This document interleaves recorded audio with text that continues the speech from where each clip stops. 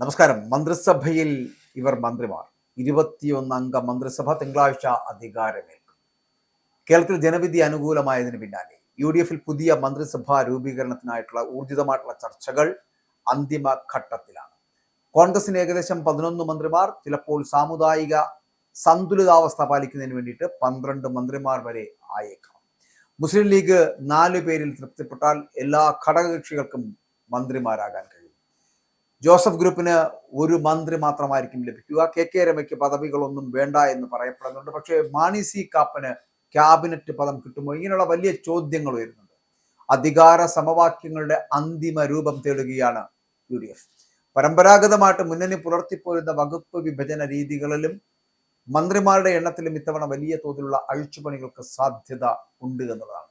ഘടകകക്ഷികളെ എല്ലാം ഒരുപോലെ സംതൃപ്തിപ്പെടുത്തുന്നതിനൊപ്പം തന്നെ ഭരണത്തിന്റെ സുഗമമായിട്ടുള്ള മുന്നോട്ട് പോക്കിനായിട്ട് ജാതി മത സാമുദായിക സന്തുലിതാവസ്ഥ കൃത്യമായിട്ട് പാലിക്കുക എന്ന അതീവ ഗുരുതരമായിട്ടുള്ള വെല്ലുവിളിയാണ് പുതിയ നേതൃത്വത്തിന് മുന്നിലുള്ളത്. UDF-ലെ മന്ത്രി പദവി വിഭജനത്തിന് ഇന്ന് അന്തിമ രൂപമുണ്ടാവുകയാണ്.